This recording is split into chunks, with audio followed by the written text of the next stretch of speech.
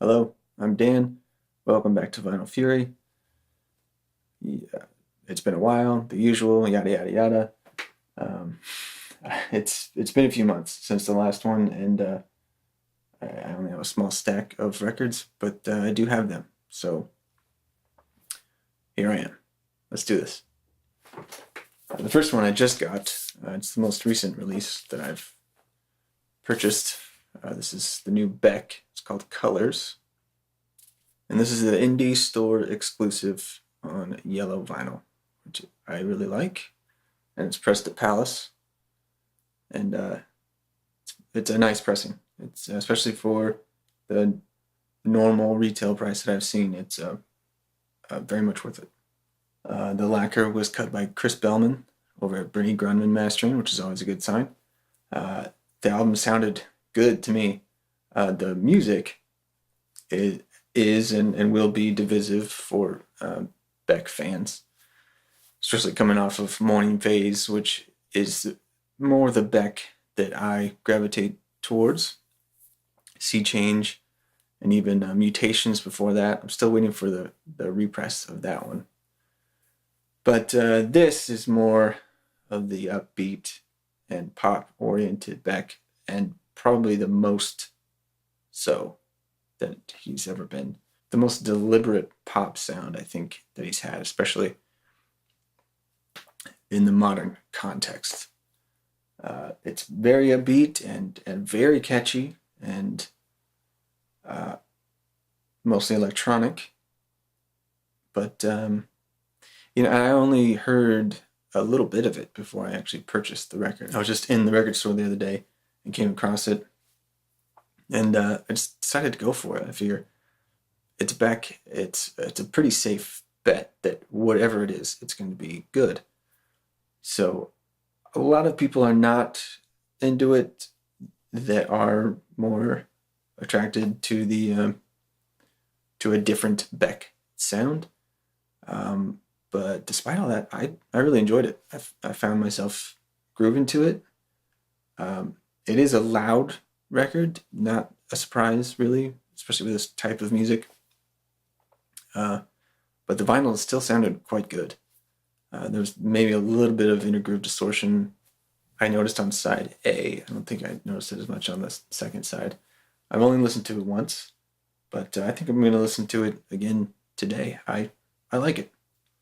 The fact that he could still be so versatile at this point in his career, that he's still, I mean, even though you might assume this is kind of a safe choice for Beck to do something that is deliberately pop and more what you might assume would be more in line with what younger people would be listening to today.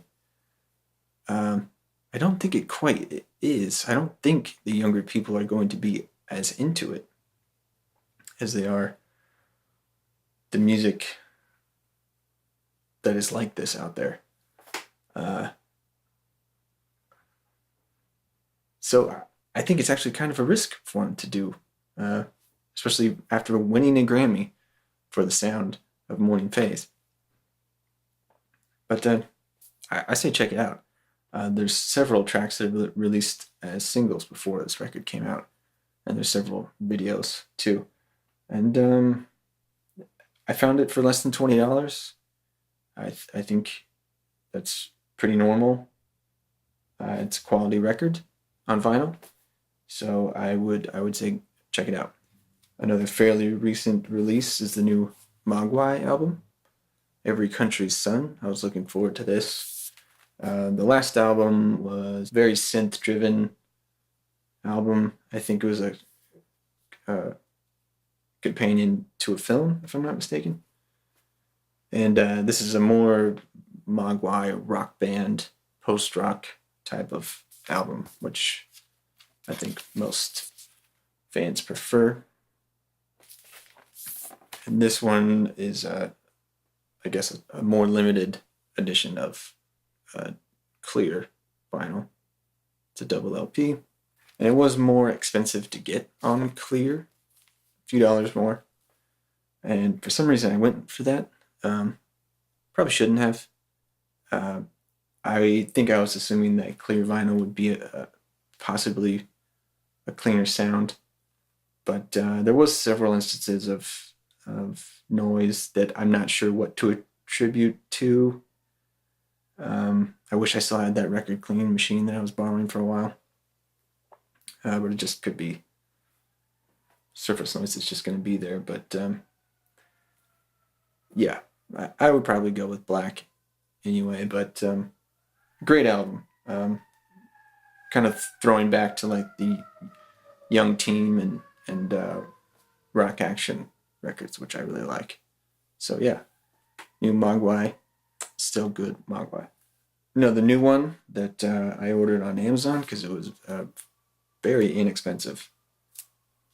I think it was like 50. It was less than $16, which is the new Foo Fighters, Concrete and Gold. And gotta say right off the bat, not a great album artwork motif. It's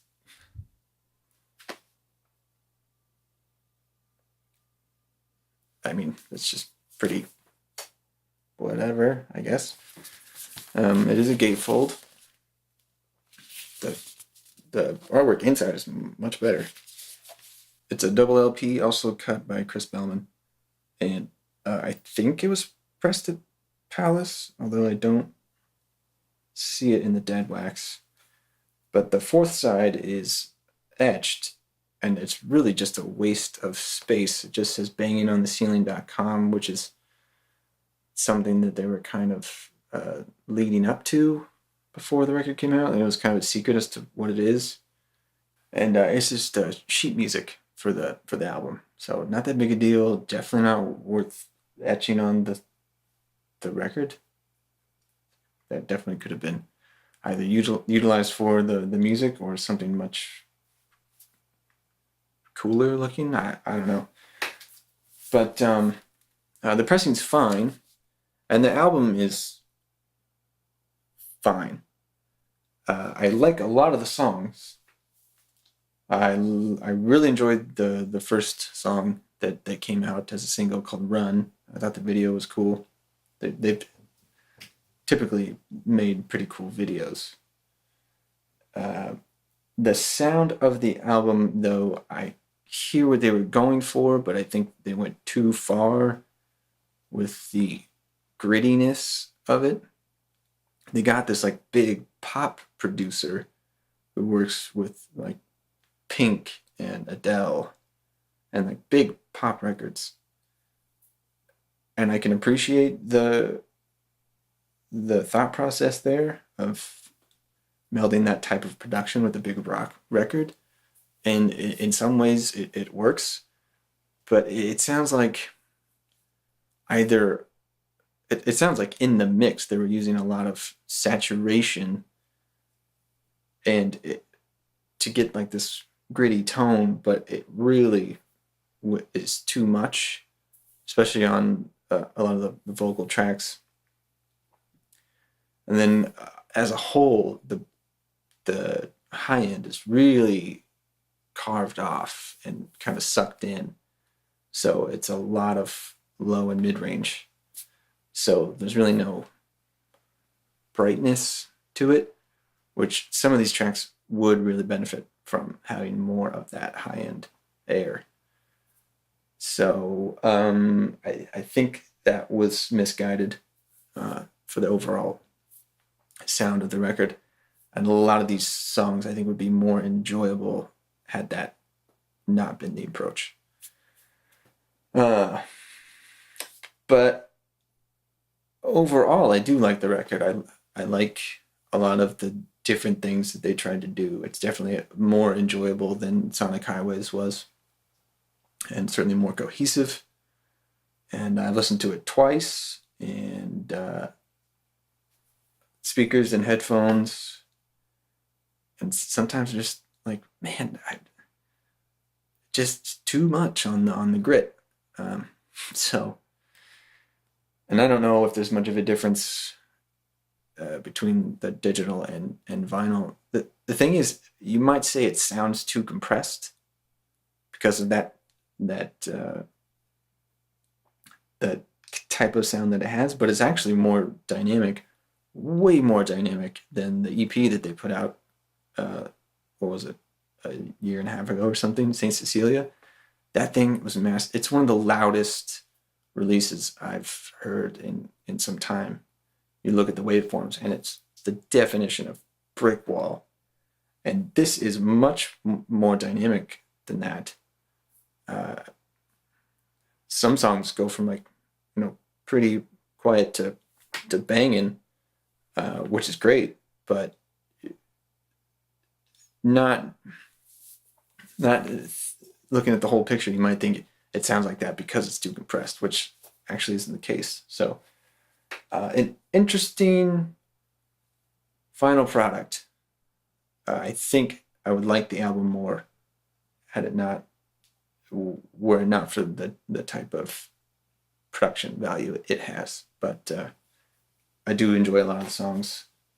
Worth it for whatever it was, $16. And I still really enjoy Foo Fighters. I think it's great that they're still a huge rock band and that they're still making good music. And I still haven't seen them play live. And as far as I can tell, it's still a really good show to see. So I hope that I will at some point. And I really hope they have at least one more really great album in them. I think Wasting Light was a great album. And that was 6 years ago. But, The Color and the Shape, There's Nothing Left to Lose.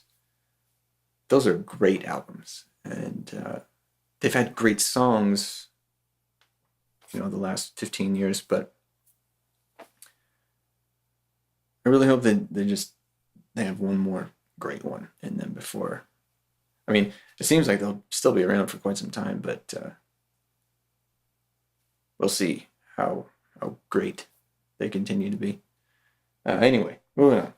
Here is a great album by a great band that, and this is only their second album, but I've been looking forward to it since I knew that it was even a possibility, because for years it seemed like there wasn't going to be a second record. But Abel Baker Fox, this is the album called Visions, and their first album came out in 2008, and I heard them sometime in 2009, and that record, Voices, quickly became one of my favorites and has remained so.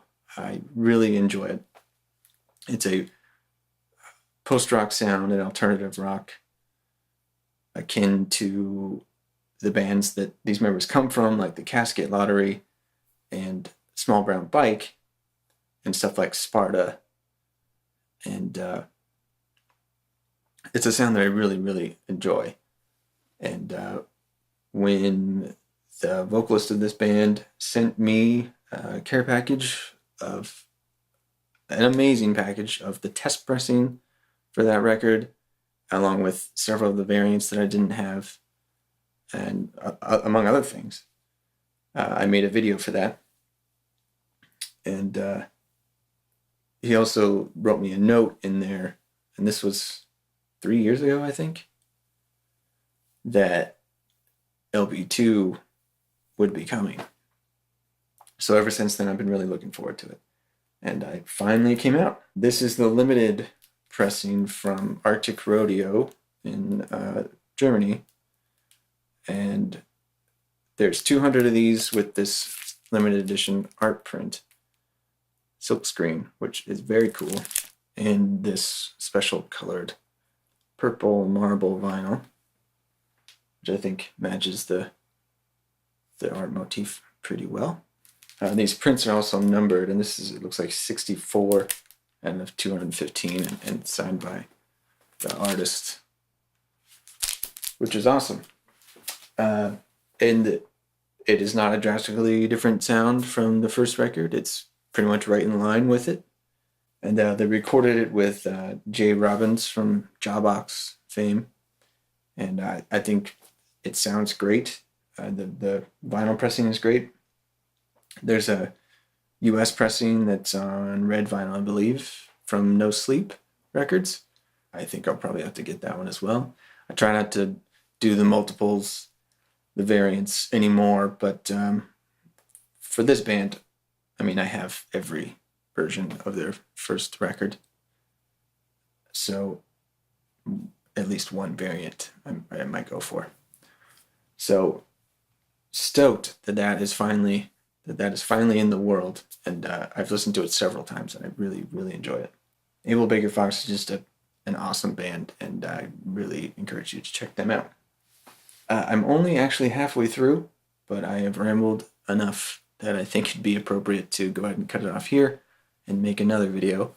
So let's do that. Thank you for watching. See you again soon.